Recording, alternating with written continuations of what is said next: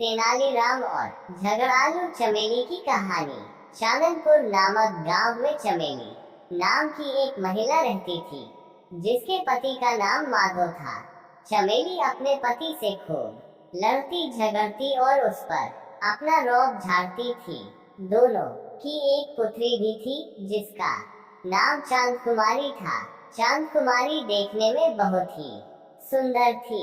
इतनी सुंदर व योग्य होने के बावजूद भी कोई उससे शादी नहीं करना चाहता था। इसका एकमात्र कारण थी चांद कुमारी की मां चमेली। गांव में हर कोई चमेली के झगड़ालू व्यवहार के बारे में जानता था। वहीं तेनालीराम अपनी बुद्धिमानी के कारण बेहद प्रसिद्ध थे। उनकी इस प्रसिद्धि के कारण कई लोग उनसे जलते भी थे। एक दिन ऐसे ही ईर्ष्या करने वाले लोगों में से एक व्यक्ति उनके घर आया।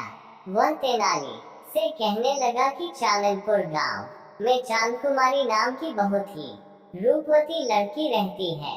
वह उस सुंदर कन्या का रिश्ता तेनालीराम के भाई के लिए लेकर आया है। वह आदमी चाहता था कि विवाह पश्चात चांद कुमारी भी अपनी मां की तरह अपने पति पर रौब झाड़े और उसे डराकर रखे। ये सोच मन में लिए ही वह तेनाली के यहाँ आया था, लेकिन वह इस बात से अनजान था कि तेनालीराम का कोई भाई था ही नहीं। तेनालीराम को उस आदमी की खराब नीयत का पता शुरू में ही लग चुका था, क्योंकि वे भी चमेली के झगड़ालू आदत के बारे में पहले से ही जानते थे। तेनाली ठहरा अति बुद्धिमान। उसने नाटक करते हुए लड़की के बारे में और जानकारी ली। अंत में रिश्ते के लिए हामी भरी और उस आदमी को चाय पानी पिलाकर विदा किया। अब परेशानी ये थी कि विवाह के लिए तेनालीराम को एक भाई की आवश्यकता थी, क्योंकि वह विवाह के लिए हाँ कर चुका था। उसकी तलाश में तेनाली दूसरे गांव की ओर चल पड़े। वह युवक की तलाश कर ही रहे थे कि उन्हें रास्ते में एक परेशान युवक मिला। जब तेनालीराम ने उसकी परेशानी का कारण पूछा तो उसने जवाब दिया, मैं काम की तलाश में हूँ। क्या आपके पास मेरे लिए कोई भी काम होगा?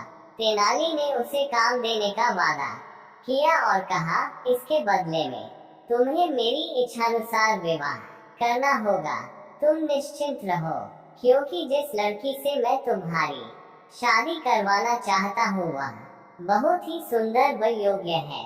ये सुनकर वह युवक खुश हो गया। इधर चांद कुमारी के घर भी विवाह के प्रस्ताव को सुनकर सभी लोग खुश थे। जल्दी से पंडित को बुलाकर विवाह की तारीख पक्की की गई और तैयारियां शुरू हो गई। बड़ी धूमधाम से चांद कुमारी का विवाह संपन्न हुआ। विदाई का समय आया तो चांद कुमारी की माँ चमेली ने अपनी पुत्री के कान में कहा, बेटी, मैं तुम्हारे पिता को रोज डरा धमका कर अपने नियंत्रण में रखती हूँ। अगर तुम भी शुरुआत से ही अपने पति पर रौब झाड़ोगी तो तुम्हारा पति भी तुम्हारे नियंत्रण में रहेगा। चांद कुमारी ने अपनी माँ की बात को ध्यान से सुना और उनकी बात मान ली। चमेली ने अपने पति माधव को भी कहा कि वह भी थोड़े दिन अपनी पुत्री के यहाँ हो आए।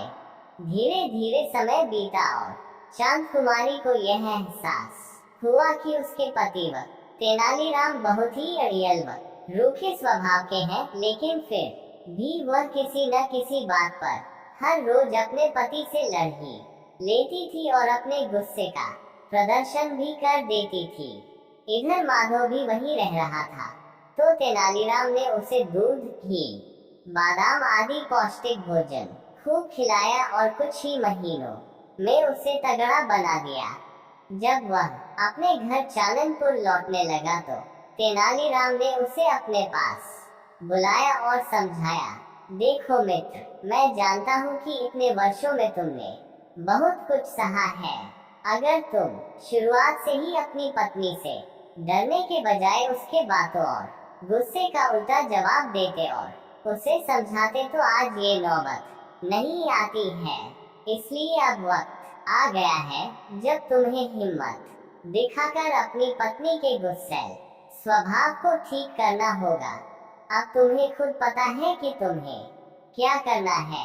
तुम्हें खुद ही अपनी मदद करनी होगी। माधव तेनालीराम की बात समझ गया। उसने उन्हें शुक्रिया कहा और अपने घर की ओर रवाना हुआ।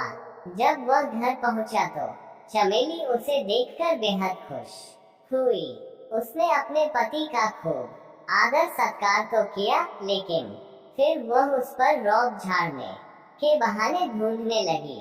ऐसा सोचते हुए वह जैसे ही अपने पति पर चिल्लाने के लिए आगे बढ़ी कि इतने में उसके पति ने उसे खरी खोटी सुनाना शुरू कर दिया। वह उस पर खूब गुस्सा करने लगा। उसकी बातें सुनकर सारे पड़ोसी वहां गए। सबने माधव को शांत कराने की कोशिश की, लेकिन माधव का गुस्सा सातवें आसमान पर था। इतनी बातें सुनकर चमेली को सबक मिल चुका था। उसकी आंखें भर आई थी। उसे पता चल गया था कि जब कोई किसी को बुरा बोलता है या उसका सम्मान नहीं करता तो कितना दुख होता है। थोड़ी देर में माधव का गुस्सा भी शांत हो गया और उसने चमेली से माफी मांगी और कहा कि उसने ये सब सिर्फ उसे सबक सिखाने के लिए किया था। अब चमेली भी पूरी तरह बदल गई थी और उसने भी अपने बुरे बर्ताव के लिए माधव से माफी मांगी।